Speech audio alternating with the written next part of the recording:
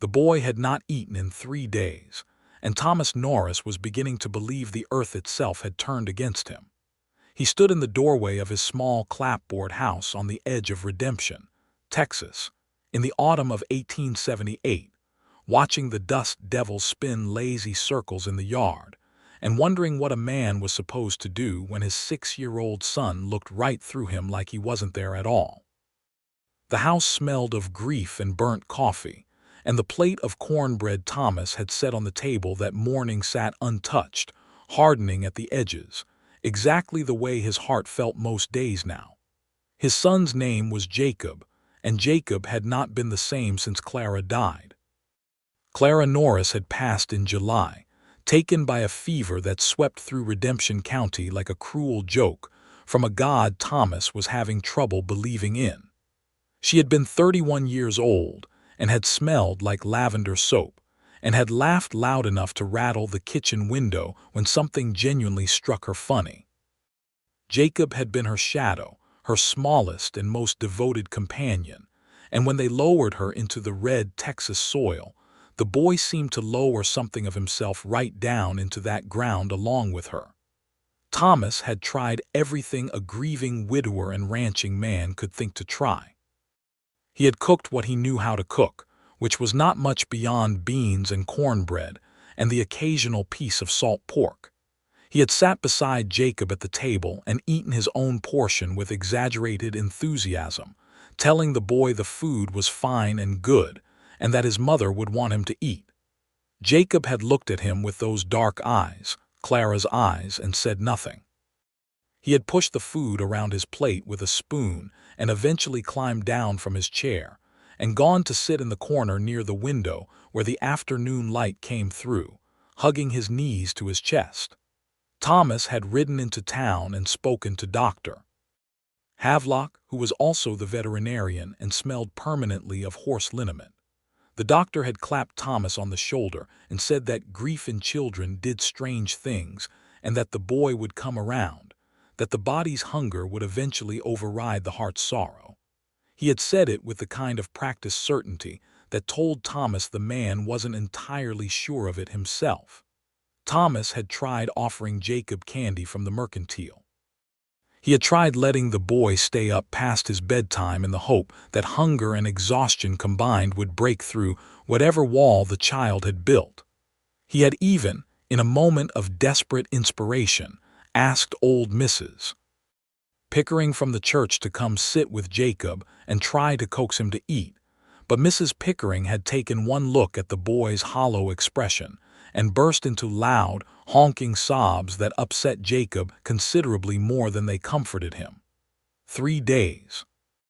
The boy was wasting away in front of his eyes, and Thomas Norris, a man who had ridden cattle through 2 drought summers and repaired fence line in the driving rain, and once pulled a steer out of a mud sink by sheer stubbornness alone, did not know what to do.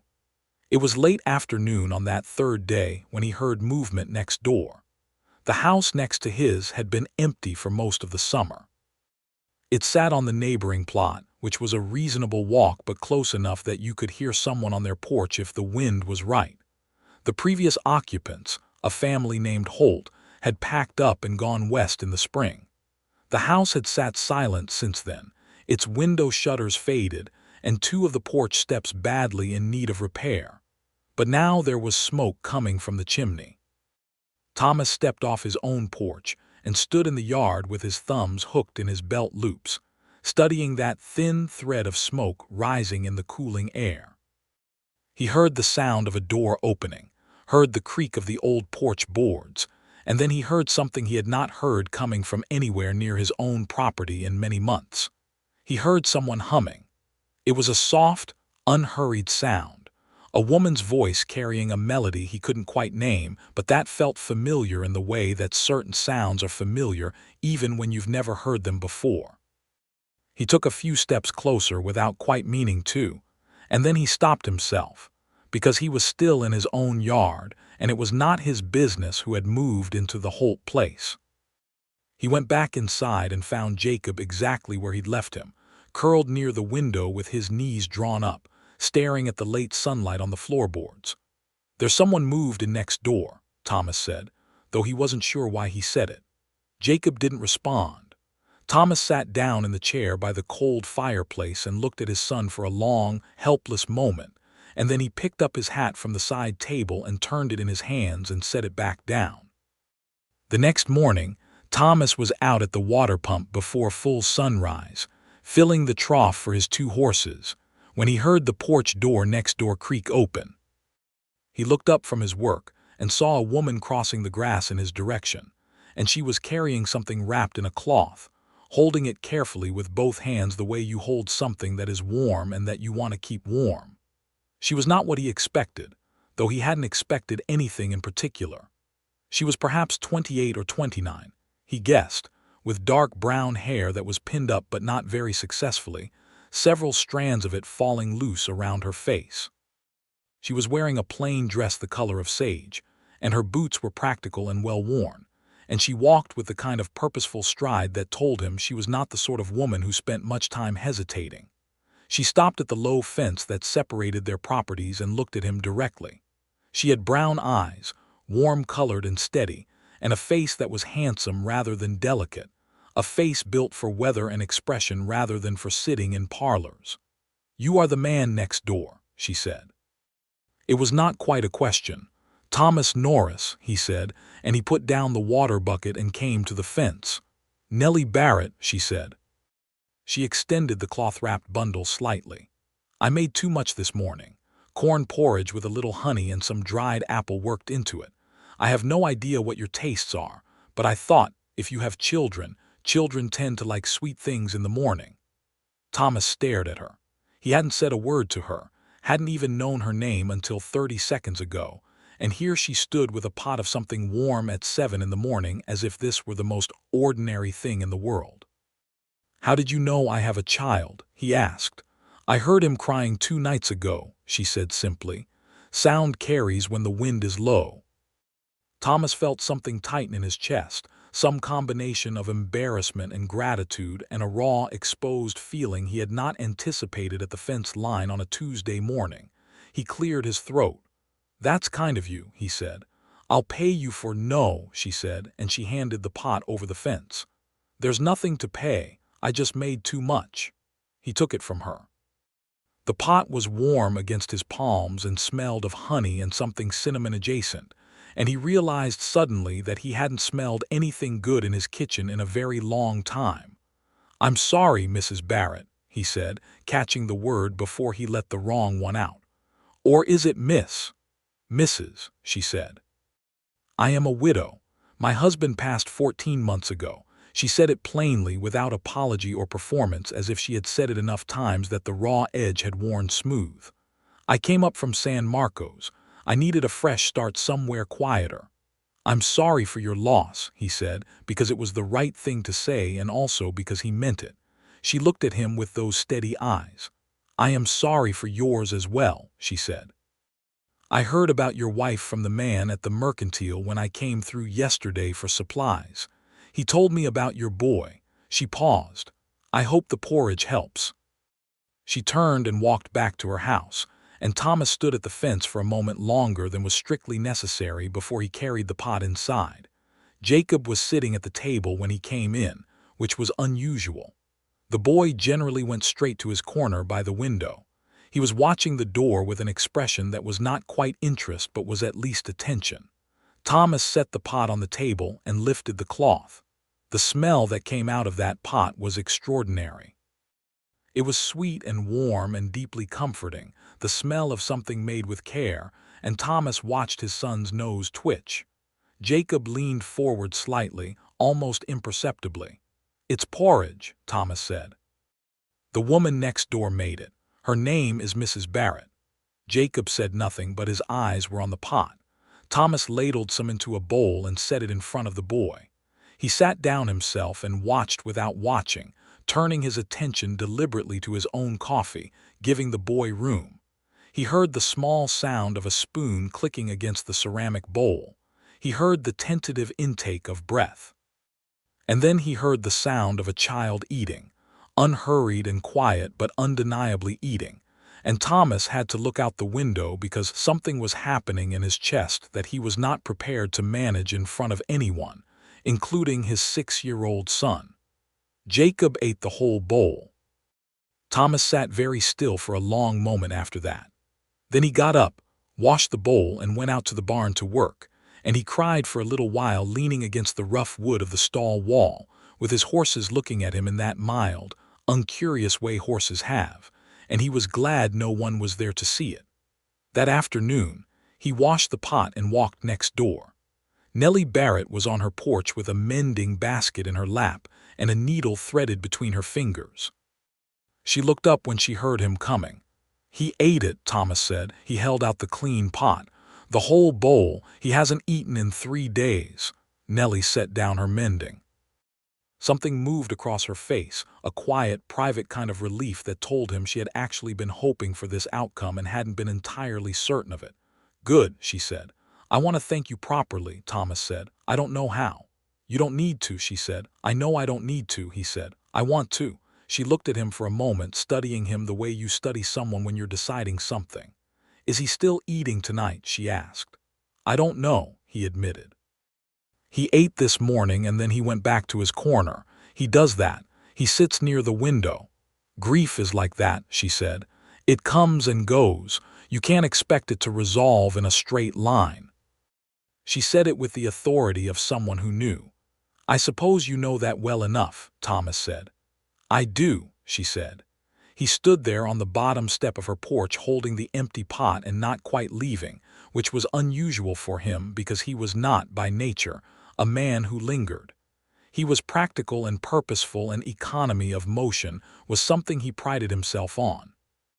But he was standing here holding this empty pot and looking at this woman with the loosely pinned hair and the mending basket, and he was not leaving. "Would it be too much to ask?" he said, and then stopped. "Ask," she said. "Would it be too much to ask if you would make something again tomorrow? Not every day. I know you've got your own household to manage, but he ate today, and I haven't seen him eat in 3 days, and I don't know how to make anything that smells like that." Nellie Barrett looked at him for a long moment, and there was something in her eyes that he couldn't entirely read, something layered and careful and quietly considering. Then she said, "I'll bring something over in the morning." "I'll pay you this time," he said. "Bring me a pail of water from your pump," she said. "Mine is running slow and I haven't gotten the man out to look at it yet. That will be payment enough." "Done," he said.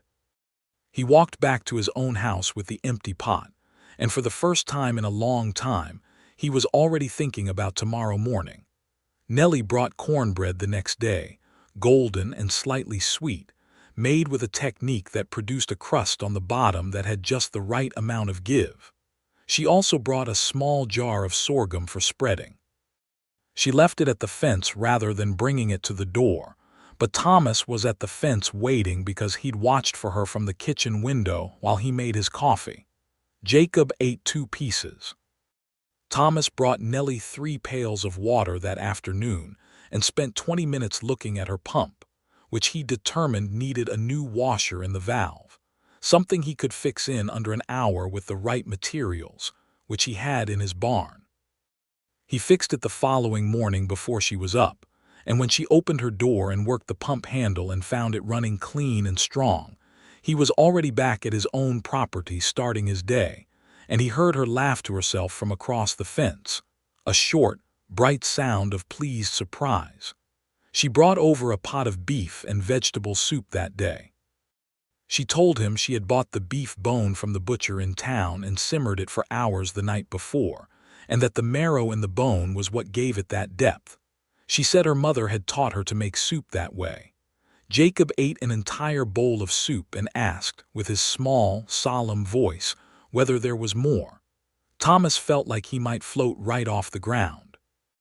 He stood in the kitchen doorway watching his son eat a second bowl and thought about the woman next door with a feeling that was complicated and that he was not ready to examine closely. Gratitude was certainly part of it. But there was something else, something warm and curious, and it unsettled him in a way that he told himself was inconvenient and premature and probably inappropriate given that they barely knew each other. He washed the soup pot and brought it back to her fence that evening. He asked for more, Thomas said.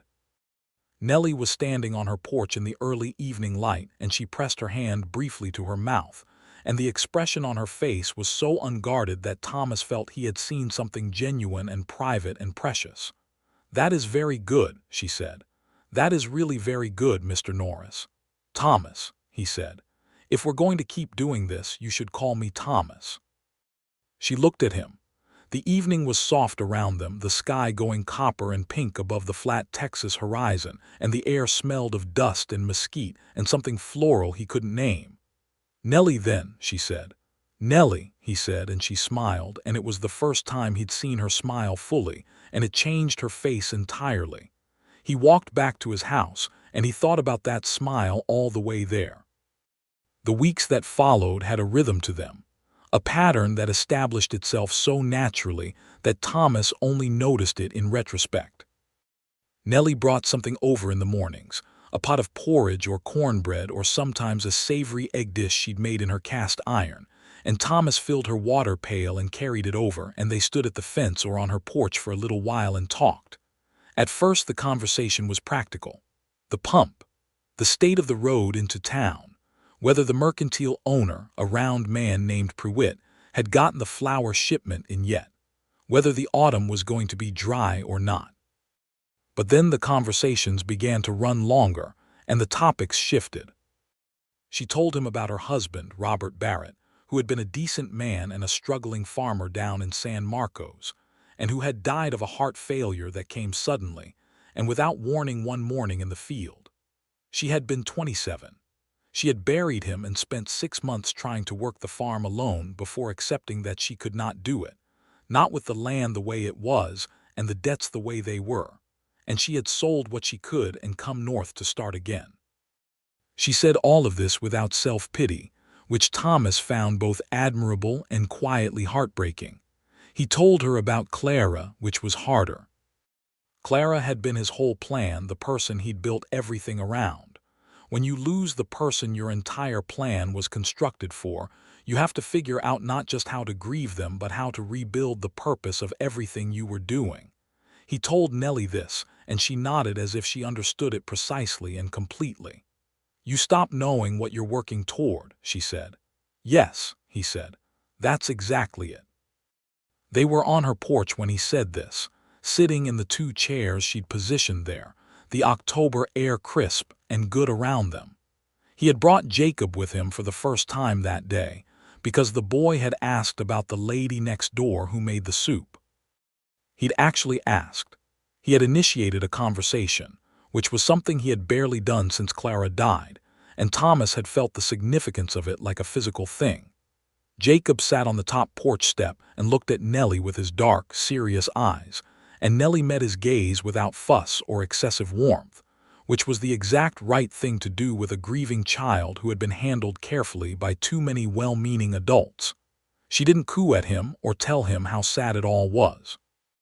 She just handed him a small piece of the dried apple cake she'd made that morning and said, "The nuts are pecans. I picked them from the tree in the backyard. You can help me pick them sometime if you want." Jacob ate the cake and looked at the pecan tree in her yard with an expression of thoughtful assessment and said, "How many are left up there?" "Quite a few," she said. "More than I can pick alone." "I could help," he said. And then so quietly Thomas almost missed it, "My mama used to make pecan cake." Nellie looked at the boy, and her eyes were very soft, and she said, "Then you can teach me how she made it." Jacob nodded slowly, as if this were a reasonable and acceptable arrangement. Thomas looked away toward the distant tree line and swallowed something difficult down. They sat on the porch until the light faded and the air got cold, and when Thomas finally said they should head home, Jacob went down the porch steps without fuss, but then turned back and said, "Thank you for the cake, Mrs. Barrett." "You are very welcome, Jacob," she said. Thomas caught her eye as he turned to leave, and something passed between them, something wordless and warm and weighted, and he nodded to her and she nodded back, and he walked home with his son's small hand in his feeling, for the first time in months, that the ground beneath him was solid. October turned to November, and November in Redemption County brought a dry cold that came down out of the north and settled into the bones. Thomas cut extra firewood and made sure both his house and the fence line were in order. He noticed that Nellie's wood pile was thin, and without discussing it with her, he cut a cord of wood from the cedar stand at the back of his property and stacked it neatly beside her house. When she found it the next morning, she came to the fence immediately. "That's too much," she said. "It isn't," he said. "You'll go through that before February if the cold keeps on." "Thomas," she said, and the way she said his name was something he'd been noticing lately, the slight stress on the first syllable, the way it sounded both easy and deliberate. "You cannot keep doing things like this." "Like what?" he said. "Like the pump in the wood and the time you fixed the hinge on my gate without being asked." "None of those things were complicated," he said. She was looking at him with an expression that was not quite frustration and not quite gratitude and was something that lived between the two. "You are going to make it very difficult for me to maintain a sensible distance," she said. He hadn't been expecting her to say that. He looked at her. The morning was gray and cold, and she had a shawl pulled around her shoulders over her dress, and her breath came in soft clouds in the air between them. "Maybe I'm not trying to maintain a sensible distance," he said. She stared at him. Then she looked down at the fence post her hand was resting on, and then she looked back up at him. "It has only been 3 months since I arrived," she said. "I know that. And you lost your wife in July. I know that too, Thomas." "I'm not saying anything I shouldn't be saying," he said. "I'm just telling you where I stand so you know. That's all. I'm not asking anything." She was quiet for a moment. The wind picked up a little and moved the loose strand of hair across her face, and she pushed it back with one hand. "All right," she said at last. "I know where you stand." "Good," he said. "Good," she said, and she almost smiled, and he went back to his fence line work with his heart doing something complicated in his chest. It was December when Jacob asked Nellie if she would eat dinner with them. Thomas had not put the boy up to it. He came home from riding the south fence one afternoon to find Jacob standing in the kitchen with a serious expression, holding one of his father's good plates. "I asked Mrs. Barrett to have supper with us," Jacob said. "She said yes if you said yes." Thomas stood in the doorway of his own kitchen, still in his coat, and looked at his son. The boy was watching him steadily, with that too-old expression he had acquired somewhere in the months since Clara passed. But there was something else in it now, something hopeful and tentative, a thing that had been absent for a very long time. "Well," Thomas said, "I suppose we'd better make something worth eating." Jacob nodded, satisfied. "She's bringing the rest of the cornbread from this morning," he said. "She said it goes good with beans." "She's right," Thomas said. He made beans that afternoon with more care than he'd made anything since Clara died, seasoning them properly and adding a strip of salt pork and letting them simmer until the broth was deep and dark. He found the good tablecloth that Clara had kept folded in the cedar chest and spread it on the table, then felt self-conscious about it and almost took it off again. But Jacob came in and said, "That looks nice," and so it stayed. Nellie arrived at the door at 6 o'clock with the cornbread and a small jar of honey and her hair pinned up more successfully than usual. She was wearing a dress Thomas hadn't seen on her before, a deep green wool that suited her coloring very well, and she had a little color in her cheeks from the cold walk over. She stood in the doorway and looked around the kitchen with its good tablecloth and the beans simmering on the stove and the 3 plates set out, and something moved across her face that she quickly composed. "Smells wonderful," she said. "Come in," Thomas said. Jacob helped. "I put in the salt pork," Jacob said from the corner, where he was not in his usual grief posture but standing upright and engaged, which made Thomas want to take a long breath and hold it. "That is the most important part," Nellie said to the boy with complete seriousness. Dinner was the best evening Thomas had had in the house since Clara died, and he was aware of that as it was happening, aware of it in a way that was bittersweet and precious at the same time. Jacob talked more at dinner than he had in months. He told Nellie about the pecan tree in her yard with the proprietary air of someone who had developed expertise on the subject, having spent an afternoon picking with her last week. He told her about the horses, describing each one by personality with an accuracy that made Thomas realize how closely his son observed the world around him. Nellie listened to all of it with genuine attention. She did not talk down to Jacob or treat him as a curiosity. She asked him questions that showed she had been paying attention and asked follow-up questions when his answers were interesting. Jacob, unused to being taken seriously by adults outside of his father, visibly expanded under this treatment. After supper, Jacob fell asleep on the settee before 9 o'clock, the first time in months he had fallen asleep anywhere other than curled in his corner or in his own bed with the lamp still burning. Thomas covered him with a blanket and left him there. He and Nellie sat at the cleared table with their coffee, and the house was quiet around them, and the fire was burning well, and the world outside was dark and cold and very far away. "He's doing so much better," Nellie said softly. "Because of you," Thomas said. "Because of time," she said, "and the right conditions." "You created the right conditions," he said. "You came over with a pot of something the very first morning. You didn't know us. You didn't have to." "I heard a child crying in the night," she said simply. "What was I going to do?" Thomas looked at her. The firelight was warm on her face, and she was looking down at her coffee cup, turning it slightly in her hands, and he thought about how she had arrived in redemption with her worn boots and her loose hair and her habit of making more food than she needed, and how the world had been a considerably grimmer place before she'd moved in next door. "Nellie," he said. She looked up. "I want to court you," he said, "properly, if you're willing." She looked at him for a long moment. Outside, the wind picked up and made the house creak softly. "It hasn't been very long," she said, "for either of us." "No," he said, "people will talk. People in redemption talk about everything," he said. "If it's not us, it'll be something else." She almost smiled at that. "That's true enough. I'm not asking you to make any decisions," he said.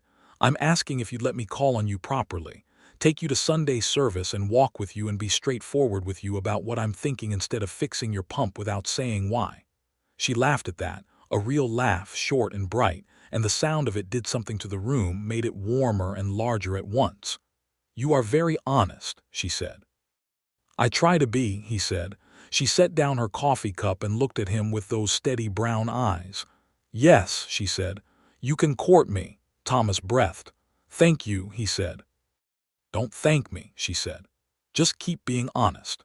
He walked her home through the cold December night, across the yard and to her door, and she turned at the threshold and looked at him in the darkness, and he held her gaze and said nothing, and she said nothing, and the silence was full of everything they hadn't said yet and everything they would, and he walked home feeling lighter than he had in a very long time. Sunday service at the Redemption Methodist Church went exactly the way Thomas had predicted it would. They arrived together, Thomas and Jacob and Nellie, and the heads turned and the whispering began before they were fully through the door. Thomas had not been a man given to caring about the opinions of crowds, and he minded this less than he'd expected. He simply sat in the pew with Jacob between them and Nellie on the far side, and he sang the hymns in his flat, committed baritone, and listened to the sermon with reasonable attention, and did not make eye contact with Mrs. Haskins, who had been Clara's closest friend, and who was looking at the three of them with an expression of complex and clearly unresolved feelings. After the service, Reverend Moore, a thin man with a kind face and a good handshake, introduced himself to Nellie and welcomed her to the congregation with the uncomplicated warmth of a man whose job it was to welcome people, and who had decided to be genuinely good at it. Several of the women from the sewing circle came to introduce themselves, drawn by curiosity, and also by the social machinery of a small town that required them to formally acknowledge a new resident. Nellie handled it all beautifully. She was warm without being effusive, open without being chatty, and she had a quality Thomas had noticed before, which was that she listened to people as if what they were saying was actually interesting, and people responded to this by indeed becoming more interesting. Mrs. Haskins approached at the end. She was a tall woman with a straight back and a determined chin, and she looked at Thomas and then at Nellie and then at Jacob with an expression that Thomas could not entirely decode. "I am Dorothy Haskins," she said to Nellie. "I was Clara Norris's closest friend." "Then you must miss her very much," Nellie said, and she said it with such simple directness that Dorothy Haskins's determined chin wobbled just slightly. "I do," Dorothy said. Every day she looked at Thomas. Clara would have wanted Jacob to be happy. "I believe that," Thomas said. Dorothy looked back at Nellie. "She made the best pecan cake you ever tasted," she said, which appeared to be something she needed to say. "So I have been told," Nellie said gently. "Jacob is going to teach me the recipe." Something in Dorothy Haskins's face resolved. "She would have liked that," she said finally, and she reached out and briefly pressed Nellie's hand before walking away, and Thomas let out the breath he'd been holding. Jacob had been watching all of this with his observant dark eyes, eating a biscuit someone had pressed into his hand after the service. When Dorothy Haskins walked away, he looked up at his father and said, "Mrs. Haskins cried a little." "I know," Thomas said. "Because of Mama," Jacob said. "Yes." Jacob was quiet for a moment. "I think Mrs. Barrett made her feel better," he said. "She's good at that." Thomas looked at Nellie, who was now talking to two women from the sewing circle and laughing at something one of them had said, her head tilted back slightly, entirely at ease. "Yes," he said. "She really is."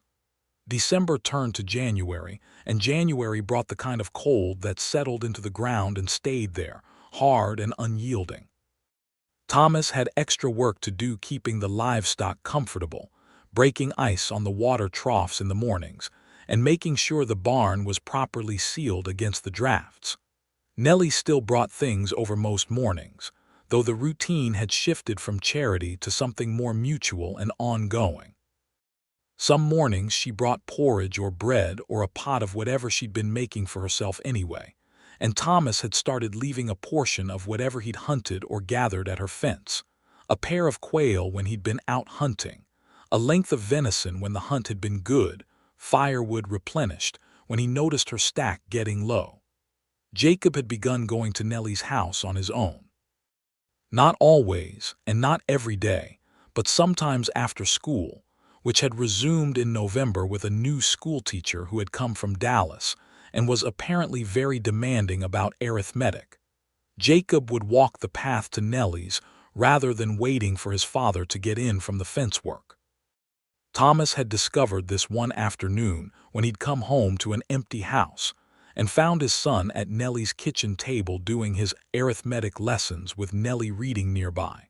And he'd stood in the doorway of her kitchen looking at the two of them together, his son's dark bent head and her quiet presence beside him, and had felt something so profound and complicated and wonderful that he'd had to clear his throat to announce himself.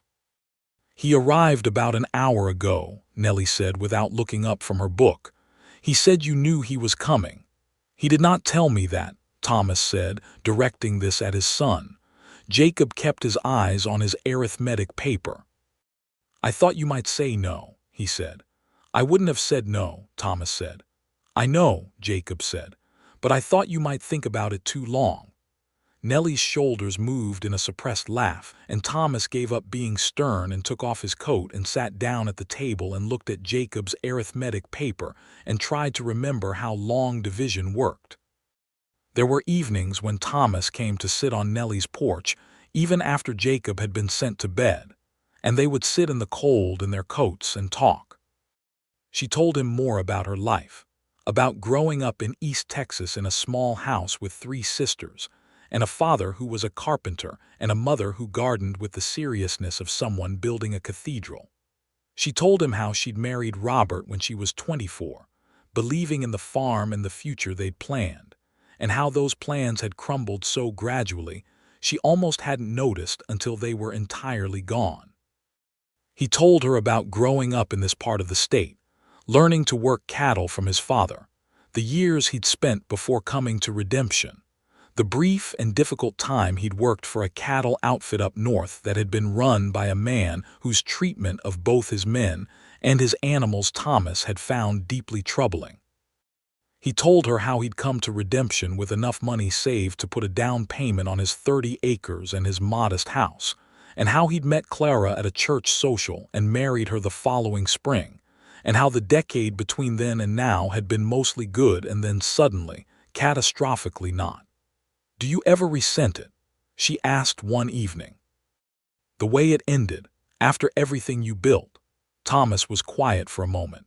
The night was clear and very cold, and the stars over the Texas plains were extraordinary, the kind of stars you only saw away from the towns, thick and indifferent and gorgeous. "I used to," he said. "For a while I was angry at everything. The land, the weather, the doctor who didn't catch the fever in time. I was angry at Clara for a moment, and then I was ashamed of myself for that." "Anger doesn't have a lot of logic to it." "No," she said, "it doesn't. Now I mostly just feel grateful for the time we had," he said, "and I feel." He stopped. "What?" she said. "I feel like I want to keep going forward," he said. "And I used to feel guilty about that, wanting to keep going forward, but I don't anymore." Nellie was watching him in the darkness, her breath coming slow and steady in the cold air. "I understand that," she said, "the guilt part. Does it feel that way for you too?" he asked. "Sometimes," she said. "Less than it did." She paused. "Robert would have wanted me to be happy. I believe that genuinely." "I believe the same about Clara," he said.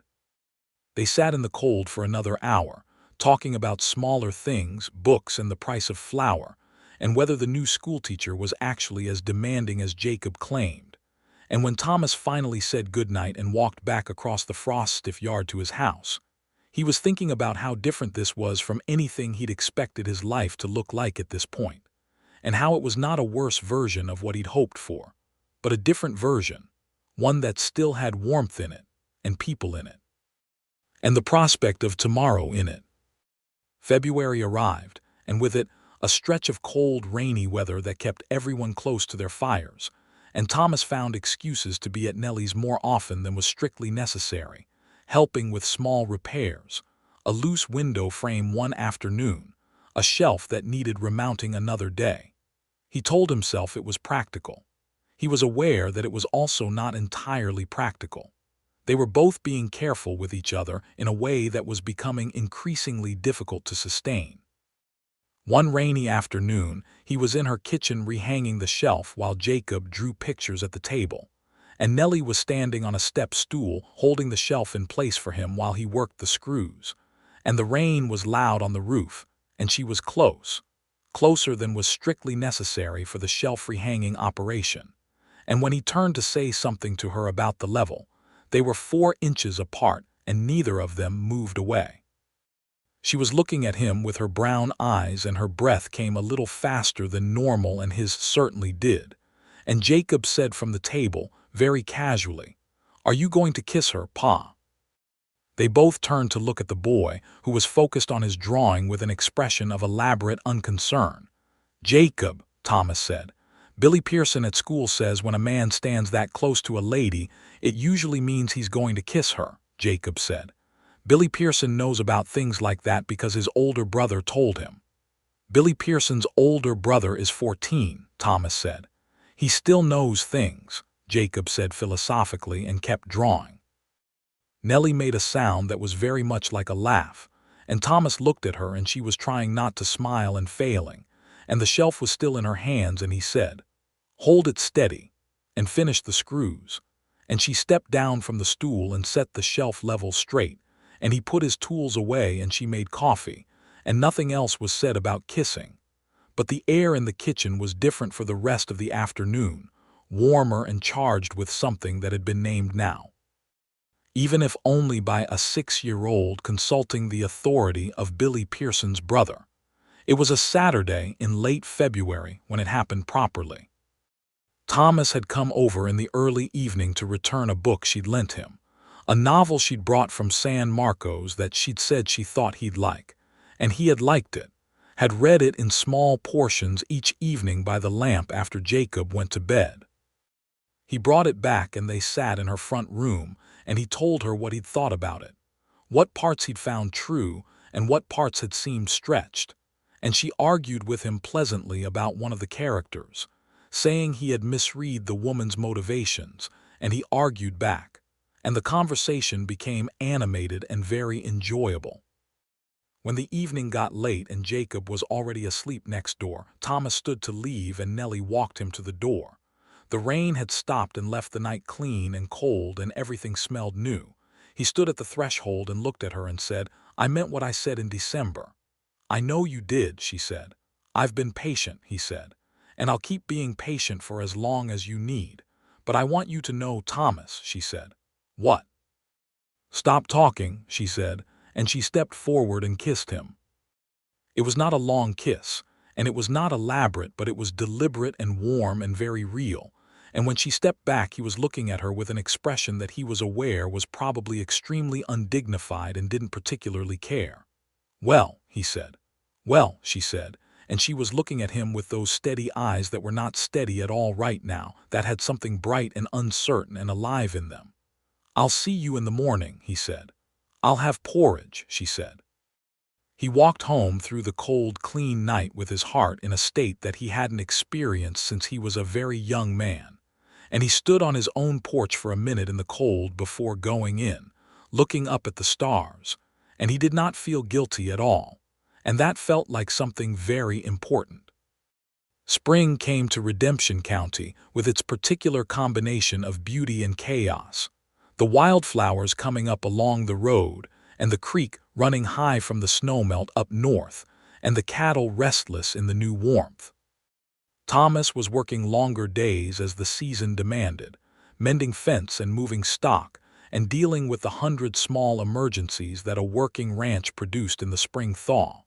He was tired in the evenings in a clean, physical way, the kind of tired that comes from honest work and is not the same as the heavy, purposeless exhaustion of grief. Jacob was transformed. Not all at once and not without difficulty, because grief in children as in adults does not resolve cleanly, but he was transformed nonetheless. He went to school without being compelled to. He helped Thomas with small chores on the property with the engaged seriousness of a boy learning the work of his father. He talked more, asked questions, laughed at things Thomas said that were only vaguely funny, with the generous laughter of a child who was feeling safe enough to be generous. And he adored Nellie Barrett with a devotion that was both touching and, at times, slightly challenging. He mentioned her opinions on various subjects as if they were established facts. He reported the details of her conversations to Thomas with the thoroughness of a town crier.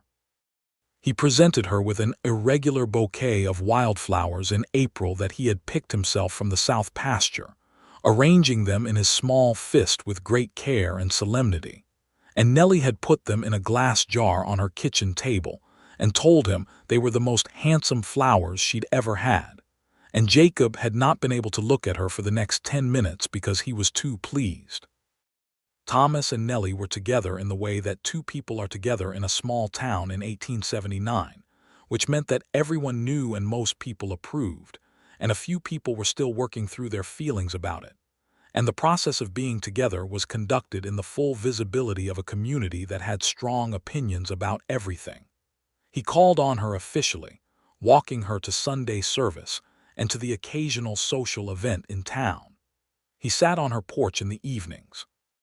They talked and argued and laughed, and were learning each other with the careful attention of two people who had already lost one person they loved, and were not inclined to rush through anything. He did not rush her toward anything she wasn't ready for. But in April, when the redbuds were blooming along the creek and the air smelled of new grass, he asked her to walk with him out to the south end of his property, where the land rose slightly, and you could see the valley spread out below, the creek glinting in the afternoon light and the distant tree line dark against the sky. They stood there together in the good spring air, and Thomas turned to her and said, "I want to marry you." Nellie looked at the view for a moment. The wind moved her hair and she put her hand up to hold it back. "You've been building toward that for a while," she said. "Since December," he admitted. "That's a short time," she said, "after what we've both been through." "I know," he said, "but I also know what I know. I know that the day you brought that pot of porridge over the fence was the best thing that's happened to me in years. I know that my son is eating and talking and picking wildflowers because of you." I know that I wake up in the morning thinking about you and I go to sleep thinking about you, and the days when I see you are better days and the days when I don't are worse ones. And I'm not saying I need an answer today. I'm saying I want you to know what I'm asking." Nellie was quiet for a long moment. The valley lay below them, patient and wide. "What would it look like?" "That at last, if I said yes, you'd move into the house," he said. "Or we could talk about the house if you want changes made to it, if you want to keep your own house for a while. I'm not trying to rush you. And Jacob asked me last week if Mrs. Barrett was going to be his new mama," Thomas said. "And I told him I didn't know yet. He said he thought she should be." Nellie made a soft sound. "He said that?" "He did," Thomas said. "Very matter-of-factly, the way he says everything." She was quiet again. The redbud blossoms shook in the wind. "I loved Robert," she said. "I want you to understand that I genuinely loved him, and I love you too, Thomas. Those things aren't in competition with each other." Thomas felt the word land in his chest, warm and significant. He held still with it. "I know that," he said. "Yes," she said. She turned to look at him and her eyes were bright and steady. "My answer is yes." He took her hand. He had been holding it for months in every way except this one, and holding it now, deliberately, in the context of what she had just said, felt like the completion of something that had been building since that first cold October morning at the fence. They walked back along the pasture in the spring afternoon, and he kept her hand in his, and the redbuds lit up the tree line along the creek, and his 30 acres spread around them green and purposeful, and the future was something you could walk toward rather than something you waited for. They told Jacob that evening. Thomas had thought carefully about how to do this, what to say, whether it would bring up difficult feelings about Clara. He need not have worried because Jacob, upon being told that Nellie Barrett was going to marry his father and come to live with them, said, "I already packed up some of my drawing things to make room in the house." And when Thomas asked him when he had done that, he said, "Last week." Nellie pressed her hand over her mouth and her shoulders shook, and Thomas looked at his son with an expression of total helplessness.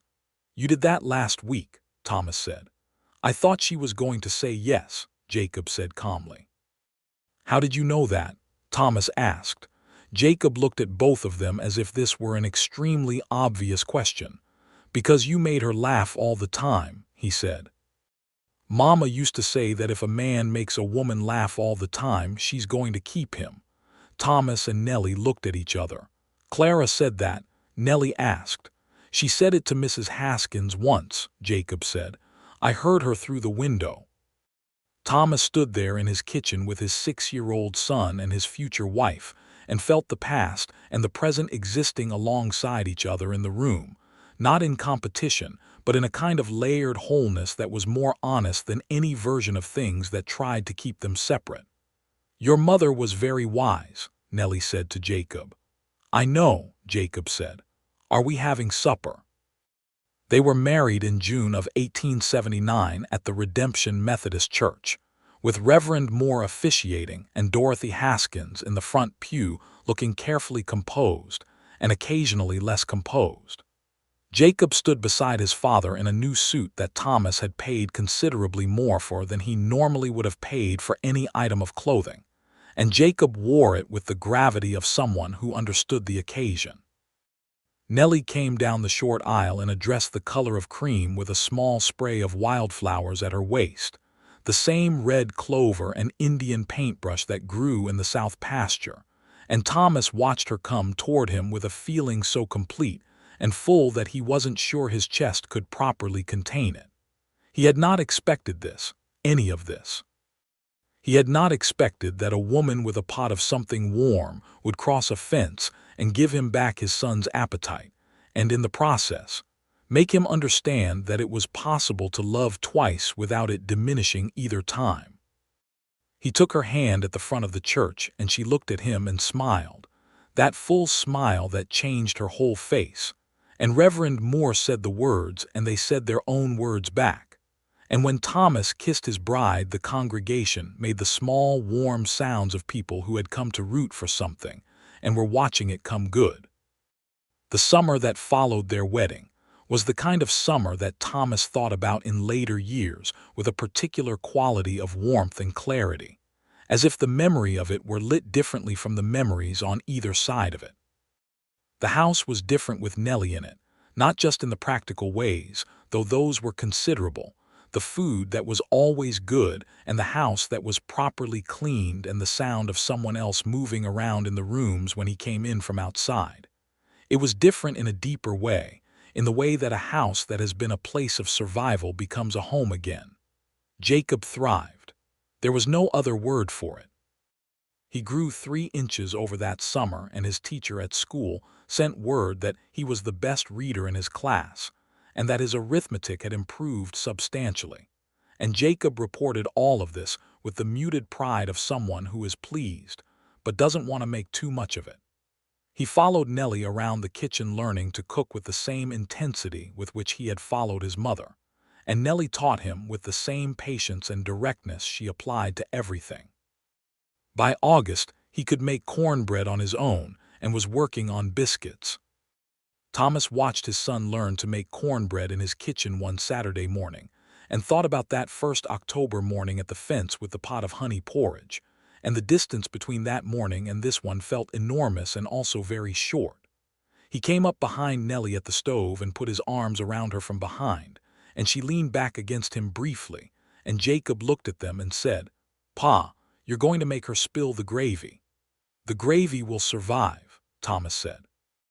"The biscuits won't if she spills the gravy," Jacob said with the logic of someone who had priorities.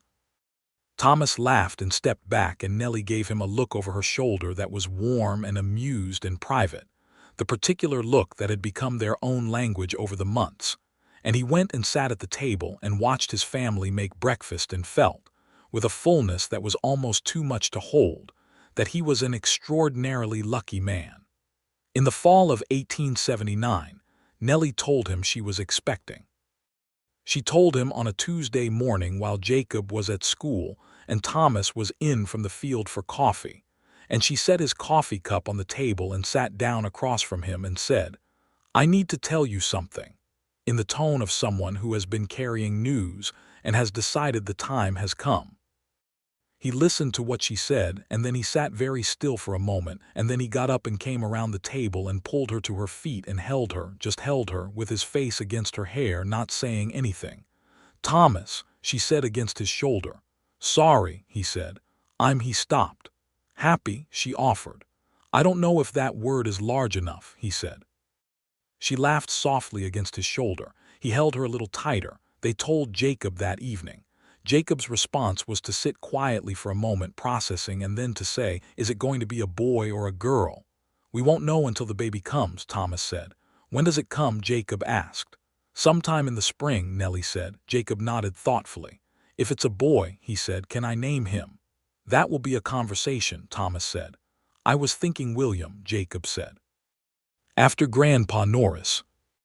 Thomas went very still for a moment because his father's name had been William and Jacob had never met him. He'd passed before Jacob was born, but Thomas had told Jacob about him, and the fact that his son had held on to that and brought it out in this moment was the kind of thing that stopped a man cold. "That's a very good name," Thomas said. "And if it's a girl," Jacob said practically, "I was thinking Rose, because Mrs. Barrett has roses out front." "I do," Nellie said. "It seems fair," Jacob said.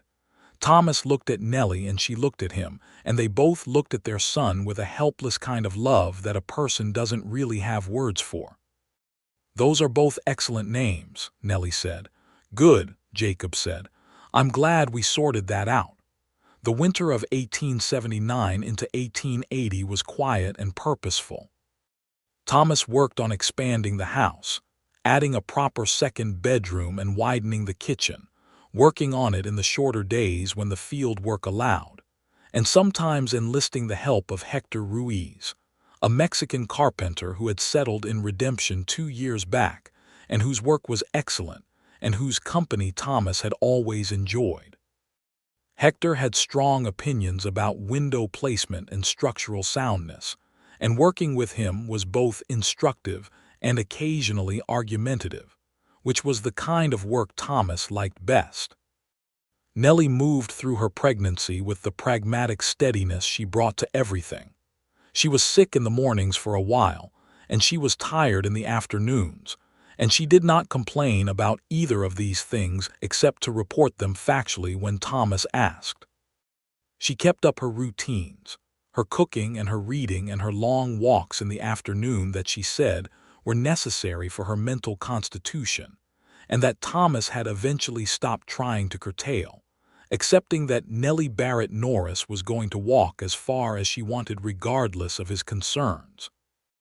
Dorothy Haskins, who had become a genuine friend to Nellie by this point, came by regularly through the winter, bringing preserved things from her cellar and her forthright company. Dorothy had a way of saying exactly what she thought that was occasionally alarming and consistently useful, and she and Nellie had developed the kind of friendship that works because both parties can be honest and neither one is fragile.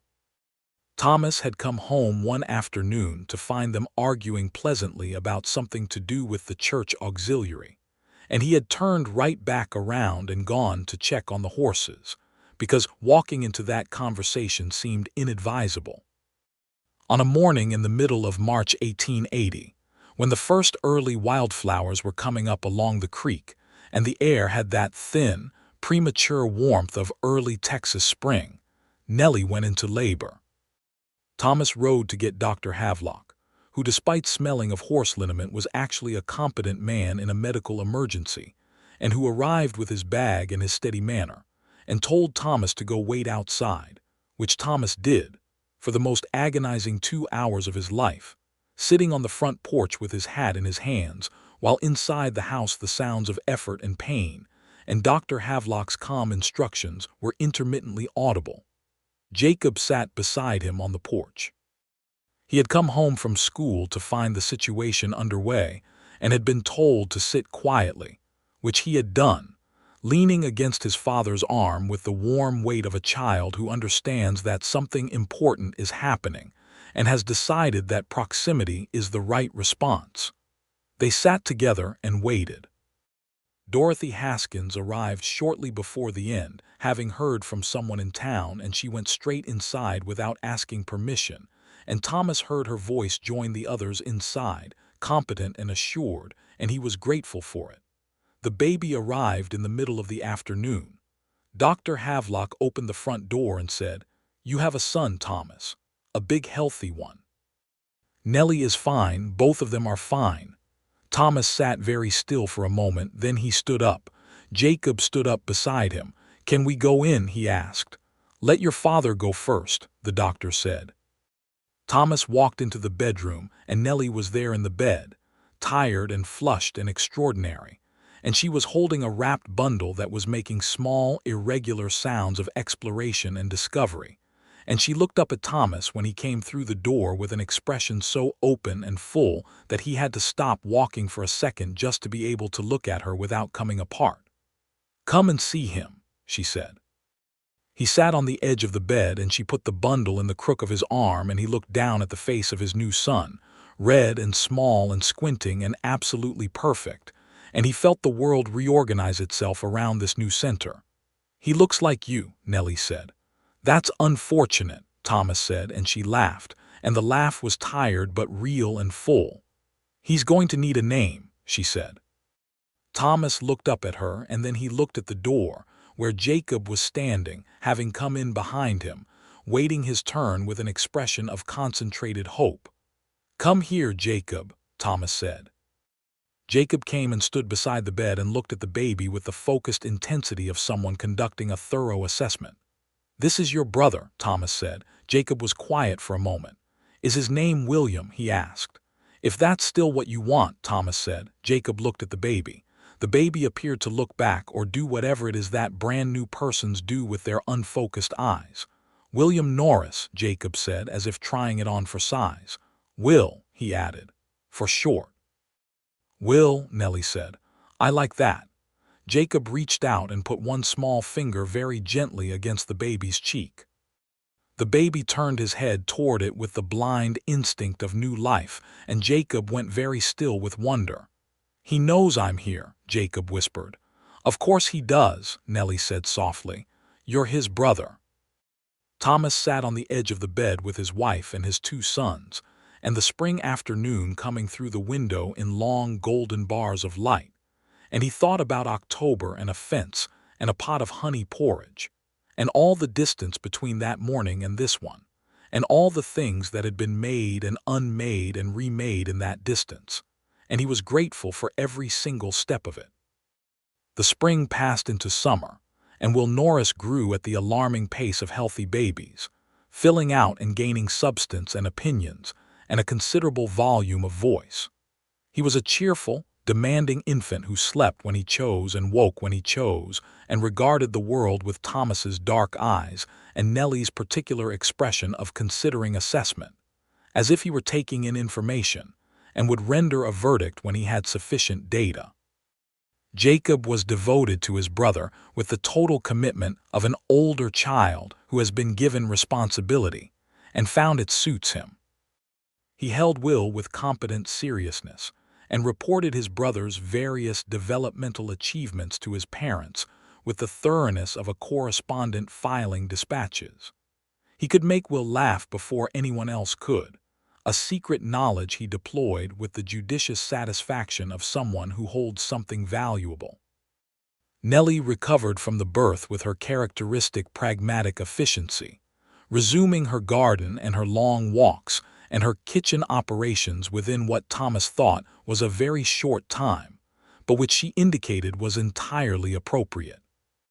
She was nursing Will and managing the household and consulting on the improvements Thomas was still making to the house, and she did all of this with a quality of purposeful competence that Thomas had loved about her from the first morning at the fence. He told her this one evening, sitting on the porch in the summer dark with Will asleep in her arms and Jacob reading inside by the lamp. "You are the most capable person I have ever known," he said. She looked at him. "Is that a compliment?" "It is one of the best I know how to give," he said. She looked at Will, then at him. "You are not an unimpressive person yourself, Thomas Norris," she said. "I'm a cattle rancher who can fix a pump," he said. "You are a man who raised a grieving boy with patience and love and knew enough to accept help when it came," she said, "and who built something worth having out of loss." She shifted Will slightly in her arms. "Don't sell yourself short." He looked at her. The summer night was warm and full of cricket sound, and the air smelled of the roses she had transplanted from her old property to the front of this house, now blooming in a long, fragrant row, and he thought about the word she had used. Home. This was a home.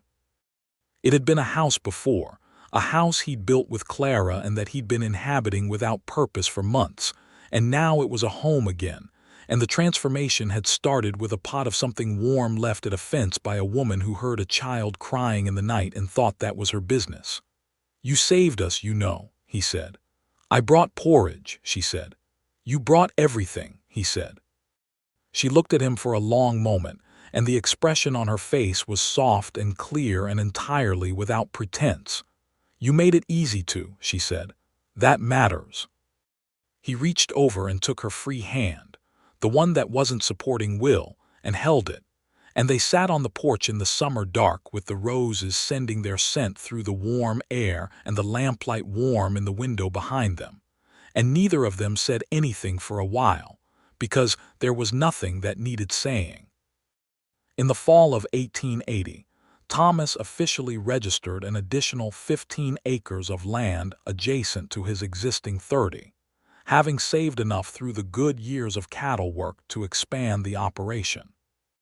Hector Ruiz helped him extend the fence line, and he hired a second hand, a young man named Danny Tate who had come up from the south looking for work, and who proved to be reliable and good with horses, and who ate supper at the Norris table most evenings of the week, and was quickly absorbed into the general household gravity that Nellie seemed to exert on people without particularly trying.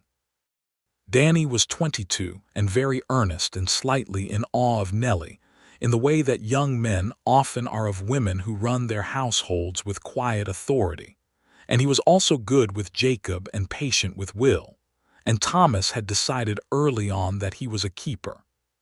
He paid him fairly, which in that time and place was not as guaranteed as it should have been, and made it clear that the arrangement was stable and that he expected Danny to behave accordingly, which Danny did. There was a brief and uncomfortable period in November when a man from the cattle syndicate that had been buying up land in the county came to call on Thomas with an offer to purchase his expanded property. The syndicate had been operating in the region for 2 years, and their methods were not always what you would call gentle. The man who came to call was named Garrett, a well-dressed man with an office manner who sat at Thomas's table and offered a price that was below what the land was worth and spoke as if this were a foregone conclusion. Thomas told him it wasn't for sale. Garrett suggested that ranching alone in Redemption County was becoming difficult without syndicate backing. Thomas suggested that Garrett was welcome to leave his property whenever he was ready to do so. Garrett left without further pressure, but Thomas watched him go with the particular wariness of a man who knows a thing isn't settled just because it stopped being said out loud. He spoke to several of the other independent ranchers in the county afterward, men he knew and trusted, and they agreed to watch each other's backs and share information about the syndicate's activities. One of them was a man named Alejandro Garza, whose family had held land in this county since before statehood and who knew the legal landscape with precision and was not about to yield an inch of it, and whose cool-headed assessment of the syndicate's situation was both sobering and strategically useful. The syndicate, as it turned out, moved on to easier ground before the winter was out, and Garrett did not return, and Thomas's land remained his, all 45 acres of it, running south to the creek and east to the ridge. He told Nellie about it when it was settled, and she said, "Good," with the brevity of someone who had expected this outcome because she had expected Thomas to handle it, and her confidence in him sat warmly in his chest long after she'd said it. Will took his first steps in the spring of 1881, toddling across the kitchen floor toward Jacob with the purposeful, slightly drunk determination of someone who has decided that walking is actually achievable and has committed to this position. Jacob received him at the other end with outstretched hands and the expression of a person witnessing a significant historical event. Thomas was at the fence line when it happened. Nellie sent Danny to get him at a run. By the time Thomas arrived, slightly out of breath from running across the pasture, Will had walked back and forth across the kitchen 3 times and was beginning to show signs of believing he had always been able to walk, and that this was simply the current state of things. Jacob gave Thomas a complete account of the initial achievement with the thoroughness of someone who had been the only official witness and understood the gravity of this position. Thomas picked up his younger son and held him up, and Will looked at him with those assessing Nellie eyes and said, with the unpredictable articulation of a baby just crossing into language, something that sounded very much like "Pa." Thomas looked at Nellie. "He's been working on that one," she said. Thomas held Will against his chest, and the baby grabbed a fistful of his collar and looked around the kitchen from this elevated perspective with great satisfaction. And Thomas stood in the middle of his kitchen on a spring morning in 1881 and felt the particular fullness of a life that has arrived at somewhere good. The years that came after were years of ordinary life conducted with love and attention, which is the only extraordinary thing there is. The cattle work and the fence work and the kitchen work and the school work and the slow growth of children and the slow deepening of a marriage between 2 people who had each known loss and knew therefore what they were not willing to take for granted. Jacob turned 9 and then 10, and at 10 he was reading everything he could get his hands on, which was limited by what was available in Redemption, but considerably extended by the small traveling lending library that came through the county twice a year with a cart full of books, and which Jacob regarded with the solemn reverence of someone greeting an important dignitary. He was good with the cattle and good with the horses, and had his father's practical competence and his mother Clara's quick intelligence, and something that was entirely his own, a quality of considered observation that made him notice things other people missed. Will grew into a different kind of child altogether, explosive and physical and loud, with a laugh that carried across the yard and a capacity for finding himself in minor disasters that kept the household in a state of alert amusement. He had Nellie's steadiness when it mattered and Thomas's stubbornness always, and Jacob navigated him with the long-suffering patience of an older sibling who loves the chaos he complains about. Dorothy Haskins became such a regular presence in the house that she had her own chair on the porch, which everyone acknowledged without anyone having decided this should be the case. She and Nellie had a friendship that was one of the great pleasures of both their lives, the kind of friendship built on honesty and humor and a shared willingness to call things what they were. Dorothy never stopped loving Clara, and Nellie never wanted her to, and somehow this made the friendship between them more solid rather than less.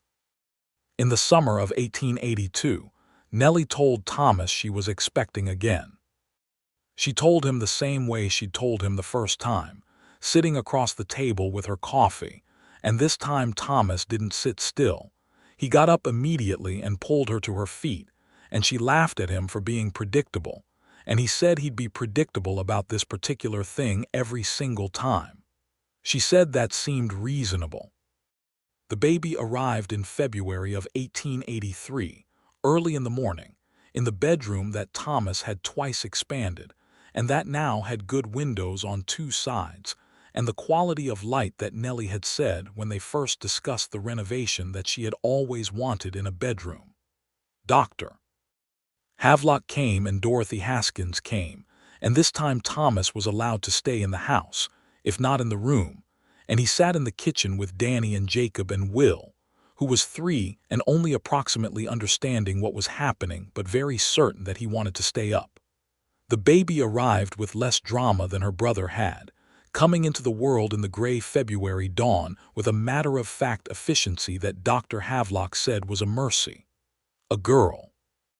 Thomas held her in the kitchen while Nellie rested, and Will stood on a chair beside him looking at the baby, with an expression of profound suspicion that gave way over the course of the next 20 minutes to cautious interest, and then to the declaration, delivered with the authority of a 3-year-old, that she was actually quite nice. Jacob looked at his sister with the expression he reserved for things that genuinely moved him, careful and quiet and very present. He put one finger against her palm the same way he'd done with Will years ago, and she closed her small hand around it, and Jacob looked up at his father and said, "She knows I'm here too." "Of course she does," Thomas said, as Nellie had said once before. "You're her brother." They named her Clara Rose. Thomas had suggested Clara because he wanted to, and because there had never been a moment where that name wasn't welcome in this house, and Nellie had agreed immediately, and Rose was Jacob's suggestion from years ago, carried forward and finally used. When Nellie heard the name, holding the baby in the first light of morning, she had looked at Thomas with an expression of such love and gratitude that Thomas had sat down on the edge of the bed and taken her hand and held it and said nothing, because nothing was required. By the spring of 1883, the Norris house was full in the way that houses that hold good families are full. Jacob was 10 and capable and serious and reading books he borrowed from the school teacher, who had started lending them personally because she'd recognized something worth cultivating. Will was 3 and running across the yard at a pace that kept everyone paying attention. Little Clara Rose was new and remarkable, and regarded by her entire household, with the combined reverence and helpless affection that the youngest child in a devoted family tends to accumulate.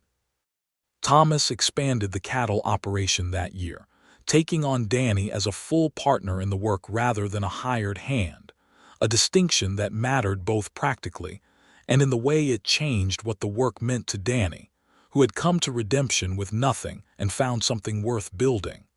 They worked the land well together, and the cattle and the land both showed it. Nellie kept her kitchen and her garden and her long walks and her friendship with Dorothy and her reading, and she had also begun teaching 2 of the younger children in the neighborhood to read, children whose parents were working too hard to manage it themselves, because Nellie had looked at the situation and decided it was something she could address, and so she had addressed it. Thomas was not surprised by this. He had known by the second morning at the fence that she was the kind of person who saw a need and moved toward it rather than away. One evening in the late summer of 1883, Thomas and Nellie sat on the porch after the children were in bed, the same porch they'd sat on through all those early winter evenings when they were learning each other, though the porch was wider now and had 2 good chairs and a bench, and Clara Rose was small in the bassinet beside Nellie's chair, and the summer night was warm and smelled of roses. Thomas said, "Do you remember the first morning? You came to the fence with the porridge." Nellie looked at him. "Of course," she said. "I didn't even know your name," he said. "I didn't know yours," she said. "I just knew there was a man who was losing his son to grief and I had porridge." "You kept bringing things," he said. "You didn't stop at once." "You needed help more than once," she said simply. He looked at her in the warm night, this woman who had crossed a fence with a pot of something warm and changed the direction of his life and his son's life and built something with him that was more than he'd known how to ask for. "I am so grateful you moved in next door," he said. Nellie smiled. "I am rather glad about it myself," she said. Clara Rose made a small sound in her bassinet, some small sleeping pronouncement about the state of things, and they both looked at her, and then at each other. Thomas reached over and took Nellie's hand, and she turned her hand over to hold his properly, and they sat together on the porch of the house they had made together, in the warm Texas night, with their children sleeping inside and the roses giving off their scent in the dark and the stars enormous overhead, and there was nothing unresolved between them, nothing left undone, nothing that needed to be anything other than exactly what it was. He had come to this land with a plan and lost the plan and been undone by loss and then been put back together, not by erasing what was lost, but by building something new from what remained, something that had room in it for grief and gratitude and love and the ordinary magnificent days of a life lived forward. And it had started, as the best things often do, with a woman he didn't know coming to a fence on a cold October morning, with a pot of something warm and the simple human instinct to bring it. He had one son who would not eat, and Nellie Barrett had come next door and brought over a pot of something, and she had kept bringing it, and the rest of it, all of it, every good and difficult and irreplaceable thing had grown up from there. The children slept. The roses bloomed. The stars turned slow and indifferent overhead as they always had, as they always would. And Thomas Norris held his wife's hand on the porch of his home in Redemption, Texas, in the summer of 1883, and he was, down to his bones, a man who had found his way to exactly where he was supposed to be.